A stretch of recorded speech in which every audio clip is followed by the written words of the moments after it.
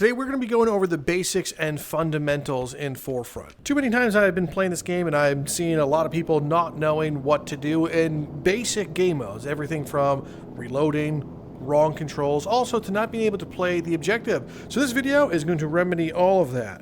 The first category we're going to go over today is the controls. Starting over here on the General tab, you'll have things like your Condor skins. That's if you want to have your golden Condor. You could turn it off if you don't want it on.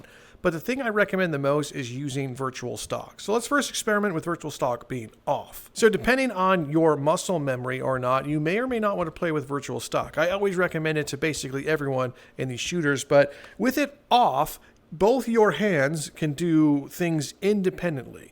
So it's basically like shooting a gun without having, well, an actual stock. So what's the point of having it off? Well, in those close quarters combat, if you get in here and there's a guy right there and you quickly want to move and move, it's very easy to be able to do that one and have full control. Also, if you go into a corner and want to blind fire, it's way easier to blind fire if you're not using virtual stock. However, with those longer range encounters, you can see how your offhand will mess up if you're fighting from a distance. So people using that one will have the advantage over you. So let's make sure we turn virtual stock on. So now while aiming, it feels way smoother. It literally feels like the gun is stabilized. So when you move this hand, the other one follows suit. So you can actually make those longer range shots. And as you get used to it in close quarters, you can still pull this off. So it's not just pulling your arms like this one. You go here and you can kind of move the rifle and step physically with it. You don't have to worry about stick turning too much. And now for those longer range encounters, like on this guy over here, we have the advantage. You also have the option of left-handed loadout and swap gadgets on your shoulders. So your standard loadout is your pistol is on your right-hand side, but if you're left-hand dominant, after you're done and you want to reload, or should I be firing like this one, when you want to reload, you're going to be like, oh, let me grab my sidearm, but it's on the wrong side. So it actually forces you to cross-draw, putting you at a disadvantage. So change this setting if you're left-hand dominant. And now things like your grenade, this is angled in the right position, and your pistol is exactly where you need it to be. So if you're left-handed or left-handed dominant, put this on. Then you have your gadgets. Traditionally, on your right-hand side is your gadget that kind of is functional, and your left hand is more of a support gadget. But if you do want that change for some reason, you can swap your gadgets on your shoulders. So now my right hand will actually be ammo, and my left hand now will be the detonator. This can actually come in handy if you actually just are looking to throw with your right hand and detonate with your left hand. Moving on from that, we actually have your comfort settings. So now you can actually recalibrate your height. So if you feel like you were too short or too tall, you have that. And then there's toggle grip. Toggle grip, it can get you into a sticky situation, but right now you have hold grip. And what that means is I have to physically hold the grip or the trigger based on what controller you're using to keep it going. If I let go, I also let go. I recommend using this one, but if you're someone that wants to make sure you're always holding it, then enable this setting. So now if I grab, I can let go of my grip and I'm still held on. You have to press grip again to let go. I don't know why you would use that, but maybe some of you will. Now you can also mess with the controller angle. So that's one that's going to be your pitch. So if I turn that all the way up to 30, when I hold it in its neutral position, you see how it's angled completely down. I don't know why you would use this one. I mean, I know somewhat why. I mean, if you're going to be using a pistol in one hand and you set this one to positive 30, you're going to really have to wrench your hand here to kind of make this one work. So mess around with that one. I keep that one default 0, but you can mess. You can also swap thumbsticks. So that one here, if you wanted to, I guess, walk with the right hand and turn with the left hand, you could do so, but I mean, this is going to really take some practice. And then you can also swap your jump button. So now that will put your jump button on your left hand, which is not recommended. However, if you are swapping your sticks, you're going to want to swap your jump button as well. Now we have your on foot options. So you have difference between smooth turn and snap turn. So I have mine set to smooth. I do not like snap turn. So what smooth turn does is while I turn with my sticks, it's smooth. I can also physically turn, which is, you know, you're going to be doing a hybrid of this in VR. But if you're someone that gets motion sickness, you would turn on snap turn. You also have crouch mode between fixed and smooth. And honestly, I can't tell the difference. I think smooth is on by default. So I guess leave that. And then you have your movement mode, head, left, and right hand. I always recommend using your head, especially for shooters. And what that means is your camera is bolted to your head. So as you walk around and you can move your arms independently, you won't move. It's up to where you turn your head if you're moving. However, some people will move things like your left hand. So now if I'm walking and I move my hand left and right, I will go to that area. I do not like this. Then you have your enable vignette. So this one here is going to help if you have motion sickness. You can turn that up. So your vignette is like when you turn and move is going to narrow to like this little like, you'll see this. This one helps prevent motion sickness, but it will mess you up. You know, I can't see left or right, so it doesn't have to be this intense. Obviously, you can change it yourself to be like here, but I still recommend you practice. So don't use vignette if you don't have to, or vignette, I'm sorry. And then finally we have your vehicle settings here, so you can change your speed of how you're going to turn. I'll leave that on default. Everything for the most part is on default, except I want to make sure smooth is on here. Then you have your preferred vehicle mode. So I don't know if you knew this, but your vehicles can operate in first or third person. So you get on them by pressing the right stick here. So I click the right stick in, then I'm on there. You can also swap seats by pressing on your right hand side the top B button to switch between the seats. This guy is, I don't know what he's doing. But let's take over this one. I click to get in. Now you'll notice how I'm in first person driving around and you're physically using the steering wheel. Some people use the sticks, but with these ones you're going to use the steering wheel. But if you click your left stick in, you'll go into third person mode. And this is actually where the sticks will take control rather than turning. So if you get motion sickness, or if you just want to have a better field of view while driving and flying around, you'll use the third person one. I don't use this too much. To me, it kind of feels scummy. If I'm in VR, I want to be totally in VR, so I don't use third-person stuff too often. And then the smoothing, and then your smooth operator is going to be based off of this here, so you can turn these sticks as well as physically move. Physically moving is actually going to rotate you here, so you have to do a little bit of using the sticks as well. But a special note is when you're on your gunner seat like this one, you cannot go into third person by clicking the stick in. You are forced into first person, which is a good thing. Then you have audio, so this is really up to you. You can turn your sound effects all the way up or all the way down. I kind of leave that on default. Disabling voice chat, if you do not want to hear people while you play your game, you will disable your voice chat. If you do not want to talk to people while playing game, you will mute your microphone and make sure your voice input is set to what you want to have.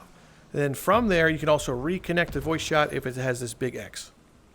Hi. This other one will be a PC exclusive one for now, which is your content camera. So if you're recording a video like this one, this gives you like a lot to mess around with. Your field of view is going to be your actual field of view that the spectator sees, not you see, and your rendering mode. So if you want to make sure that people can see through the scope that you see, you want to make sure you have rendering mode set to your right eye. So that means if I want to look down this hollow sight and I want you to see through the same hollow sight, right eye rendering. You can also mess with the offset and your smoothing. Your smoothing will help as you turn with your sticks left and right. It will help the camera follow it. It's a better viewing experience for the viewer. So, all right, and then finally we have support, which I mean, if you really need to make a support code, you'll do that one, but just go to their Discord if you need support. So at the time of recording this, there are two game modes. You have Rush and Conquest. So you click on play and then go to server browser to see what you want to play.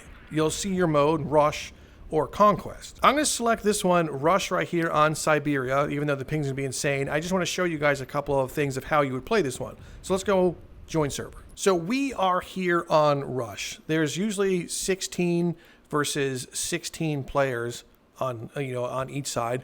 But right now I'm on the attacking side. I can tell because my objectives are red and I need to go there. There's two objectives for each point, and the points are fragmented. These are the first attack points, and we have 110 resupplies until we lose on this first objective. So as an attacker, your job, of course, will always be to shoot back and kill enemies, but you need to arm those MCOMs. So let's hop on this one and follow me over to Bravo. So as you're approaching an MCOM, just know that it's going to be a highly contested area, so there will be enemies on Overwatch waiting for you. And if you get even closer, there may even be C4 on the point. So an assault class will usually put C4 in random places. So if you're approaching and you see stuff like that on the floor or around here, odds are it's enemy. So if you go to arm this one, they're going to detonate it and kill you. So sometimes you want to get your grenade and get it on the point. So I'm going to throw that in there and I'm going to wait for that stuff to detonate. So this is how you're going to arm an objective. So you see how it says grip to arm? You're going to go all the way over here, either hand that you want. If you're left-handed, you use it with your right hand, right-handed, whatever. But here's what you do. Take out your sidearm because it's going to be more accurate, and you're going to hold with the grip. Hold it. You'll see how it's going up. You could still aim left and right to cover yourself. So now, this is armed. You'll see objective at B set. Well, unfortunately, I wasn't quick enough to disarm it. However, what you would do is if it was armed and you were the defender, the exact same way that you armed the objective, you're going to hold to grip and you'll see it going up. Just know that the objective can still blow up while you're disarming it. It's based on a timer. So if it's like about to be destroyed and you run over to it thinking that you're going to disarm it, it's still going to explode. So that's unfortunate. The other mode is called Conquest. I'm going to find a simple server and just join it. Now the point of this one is if you see a flag like this point here, we call them flags or a control point. If it's all the way blue, that means you and your team control it, which means you can spawn on it. If you see red ones, that means the enemy team controls it and they can spawn on it. It's very important to take objectives because there's something called ticket bleed in Conquest. It's not just about kills. The more objectives you have, the slower your ticket bleed will be. And if the ticket bleed, what I mean by that one, if your respawns get to 0, your team loses. You see right here, we have 278 tickets compared to their 438. It's because our ticket bleed is much quicker. So I want to go here on the control point and you'll see that I'm attacking it. So don't just stand around, you'll die. You want to find like a location to hide behind that you can still take the objective. But this is the point of Conquest, is by literally conquering every single objective and holding those ones until the bitter end. Also, another important thing is a lot of these bases have vehicles that spawn here. So this gives me my own tank here that spawns. So if I click the right stick, I'm in the tank. I now control said tank, which is cool. This is very important to do. And if you are the one capturing it, you're the one that gets rewarded with points. 300 XP per capture. And an enemy can just retake this objective and then they get points. And then you can go back and retake said objective. Right now I'm going to move to another control point just to show you. I'm just demonstrating. However, in a normal Conquest game, you want people to defend objectives as well as attack objectives. If you're just constantly on the move from objective to objective, you might find yourself in a boredom loop where you're avoiding stuff. So now that I have died, you can see that I can spawn on these ones by clicking it physically or going here and selecting what I want to spawn on. But let's say they're attacking C. I'm going to select C and make sure this is lit up and spawn there. So I know there's enemies there because I can see that it's going down. So I'm going to first take my grenade, throw that in there, and then go. I'm going to move in to try and help. It looks like we may have already cleared this one out. But my job here as the defender is to get inside, find any enemies like that guy, kill them, and we're able to take back our objective. Conquest is pretty much your all-out warfare. I recommend starting off with Rush first because you're going to want to level your guns up and try to get yourself a scope. Otherwise, you'll find yourself in this situation where like, what do I do against the little bird? And the answer is pray. Now we're going to focus on the 4 different classes and their roles. We're going to start with Assault and then with Recon. The point of the Assault class is fairly simple. You get a great battle rifle. This is a great all-around weapon, smooth rate of fire. You can do full auto on this one, which is great, and easy reloads. Your main objective as the Assault is to charge the control points and take down enemies while also throwing out C4. Your other important job is to give you and your team your supplies back. On your gun, you will see here that it's, I can go like this and reload. You see how my magazine maximum counter is going down? Well, that's where this comes in. You throw that on here, you and your teammates can stand on there and get resupplied. Also, if you were to throw your grenade out and be like, oh no, I don't have a grenade, you can stand on here and get your grenade back. I think there's a cooldown, but it comes back. But if you're looking for someone that just wants to fight infantry and fight them often and always and go for the objectives, your Assault class is going to be the first class you're going to want to play as. You will also play other roles like defending objectives. Like on here, I can throw down my C4. So if I was just like, hey, I want to take this out. I know there's another person in this lobby. That's really funny. But if you wanted to, defend this one, you would take your C4 out and plant it down over here as an area of denial. So if someone is driving through here, let's say they drove like their tank or something, you could just quickly detonate the thing and blow them up. Just don't forget to resupply yourself and get some of your C4 back. Just always understand your primary objective is to go for the infantry. So that's what I'm looking for right now is infantry. And there he is right there. So I'm just going to play in some suppressing fire. He's down. I stopped them and take it over. So the Assault, like I said, very good at killing infantry because of their battle rifles. And then your other job is to blow up vehicles and resupply your team. Great. Now let's focus on the engineer. The engineer has two major roles. His first major role is to repair his teammates' vehicles. So if this one took some damage, let's say it took, I don't know, like this basic rocket damage, you can go back over here with your torch or whatever this is called, your drill, and hold it on here and keep fixing it. So you can do that for your vehicles, you can do that for your helicopters, and you can also do it for enemy vehicles, but you're not repairing them. If an enemy is in an enemy vehicle, you can do damage over time. This also works on infantry, thanks to the latest update. So you can hold this on infantry in the back of their heads or body or take them down. Your other major objective is anti-tank. Because you have a rocket launcher to start off with, if you need to reload, you do your trigger, put it right in there. So I need to take him down. 2 hands at all times. Aim and shoot. So my job is anti-tank and anti-vehicle. And you'll notice that this goober is in a flying vehicle. So if you've leveled up, select your RPG and change it to the Talon. This will be your anti-air. What you want to do with this one is hold both hands, lock on like so. It's green, fire, immediately reload. The second you fire, reload, you can get yourself another lock. And I'm just going to keep jumping to make myself harder to hit. He's damaged. It should take 2. He's not going to repair himself. He's going to probably try to crash on me, which is hilarious, and then drill him. So your job is anti-vehicle, however you do it. So if you're using an RPG to fight ground vehicles and you find that there's someone in the sky constantly dominating your team, it's up to you to swap to your Talon and lock on. Work with your other engineers, have them swap with you, and you can multi-fire on a vehicle. So if you see a helicopter in the sky, have your first engineer fire, force them to use their flares. They only get 1 within a cooldown. Then the rest of your engineer squad, let's say if a squad of 4 people, can all lock on afterwards and fire all 3 and take him out. Very easy to counteract. Some people just let those birds fly. Don't let them fly. It's up to you to take them down. The gear you get are things like SMGs as well as shotguns. So you're kind of like that close range guy. They do this on purpose. They want you to stick around with your team so you're available to repair things. So when you see a friendly vehicle coming by or you see your tank, go over them and help them. Also, when you're repairing, don't stand in one spot. You'll make yourself an easy target. You can hold down the trigger and move around this thing. As long as you see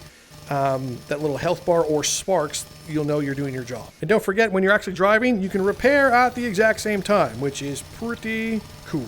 Up next, we have the medic. The medic actually gets a decent variety in their guns. They have things like SMGs. They also have the same weapons that the assault can get. And I believe you can also get a shotgun. No, you can't get a shotgun. Forget that. You can get SMGs and battle rifles. This should be obvious as a medic. You don't want to be someone that's frontlining. Frontlining means you're constantly pushing the objective like you're the assault class and dying over and over again. No, don't do that.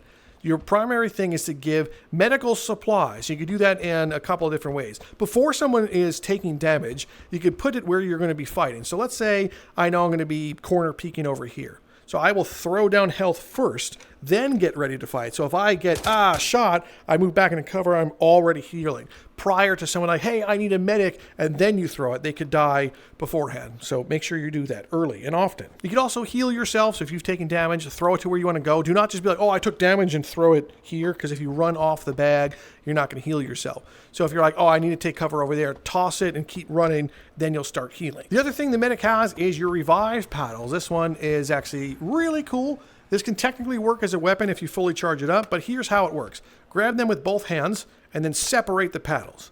So that's how the first thing you do. You put them back together and then you're going to start rubbing them in small circles. You see how it's fully charged now? So if I have a friend that's completely dead, a fully charged will bring them back to life at full health. But you can still revive people if this isn't fully charged. You see that one? As long as you have 1 battery juice, you can revive them. But if it's just at 1 and you bring them back, they're going to respawn very wounded. So just keep that in mind. So what I like to do, if I'm respawning a lot of people at once, I go on this one, revive them, and then immediately throw down medical supplies. It's actually a better way of getting experience too. So just remember, your job as a medic is to keep your team alive, especially in Rush. Because in Rush, you see your tickets here, actually technically in Conquest, if someone dies and you revive them, you do not lose a ticket here. They'll still get a death, but you will not lose a ticket. And that is extremely important if you are attacking in Rush. Your medics are your lifeblood, literally. So if you can, bring your team back. Just don't stick them in a death loop. So if there's someone here and they're completely screwed, if you keep reviving them, you know, you're just giving them extra deaths. So as a medic, you want to be in the shadows here, overwatching your team, but close enough that you can give health as well as revive your teammates. Don't be the first one to charge and get your medic to lose, because then the rest of your team are doomed. Then finally, we have recon. Your recon has multiple jobs here. Everyone thinks it's just to get onto a hill, snipe, and camp. No. That's not your job. Your job is to get your resupply beacon, which is set to my left-hand shoulder. So I'll just show you basically how it works. You see these knobs here. You turn them, and it's going to move it towards the X. So think of it as a grid. So I'm turning this one down, and then I need to turn it to the right to get to that grid. Once it's turned, I can press trigger to put this here. So now if I die or anyone in my squad dies, we can all respawn on this beacon. Why is that important? Now imagine we need to get to Echo, but we have no bases. If I had a resupply or spawn beacon out over there, we can spawn infinitely closer. The other job as the recon is to use your line launcher to get up to higher places for yourself and your team. Just know that the enemy can also use your line. So if I click and fire it there, I hold my grip and I go all the way up here and let go. So this lets me move into higher places quicker, which is extremely, extremely important. Oh man, we just sniped that little bird. I didn't even want to show you guys that, but we had to do it. Your recon should be in the background, kind of spotting enemies, looking at everything to be like, hey, that's an enemy. You'll notice that there's a red triangle over that thing's head now. It's because I spotted them. If the recon aims at them, you spot them for a long period of time. While you're moving about as recon, especially with the bolt action rifle, and you know that enemies can pop up at any second, I want you to have your sidearm out at all times. The only reason you would have your battle rifle out is if you're a god with it and will hit a one shot every single time. But if not, have this out, because if an enemy pops up out of nowhere, we'll have our sidearm to stand a chance. I'm going to put a line launcher here. I can move all the way over this way and let go. And now I could put another spawn beacon out. So your job as the recon will be to counter enemy snipers in hard to reach spots, and also getting resupply points out, as well as spotting an enemy. So I'm going to spot this recon here. I'm going to see what he does. He might get a little bit closer to us, but it's all about your positioning as recon. You can camp, I guess, like that guy is probably camping, but that's really not the real support that the recon does. Play how you want, but if you want to play as a team and really help your people out, you're going to be moving about the map, putting new recon beacons out for them to spawn, as well as getting those harder to shoot stuff and countering the enemy team. That's your job as the recon. Your team will absolutely thank you when you have god tier respawn beacons out.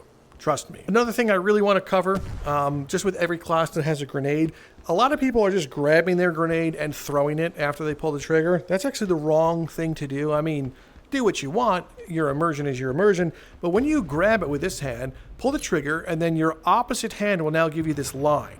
So all you have to do is this line will tell you where it needs to go. Way more accurate. So all you're going to do is, see my off hand, I want to throw it all the way up there. I want to get it right there. I'm just going to let go, and it's going to auto throw for me. Some people may like that, they may not like that, but I think it's pretty cool. I like it. He's trying to shoot me. I'll just let him go. But anyway, those are your classes and how you use them. So now we're going to talk about leveling up and customizing your kit. So you can change your rifles and sidearms right now. Everything else is in development.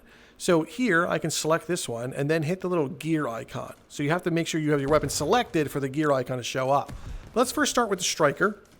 Go to the gear icon, and I can change things like optics, grips, magazines, all this fun stuff.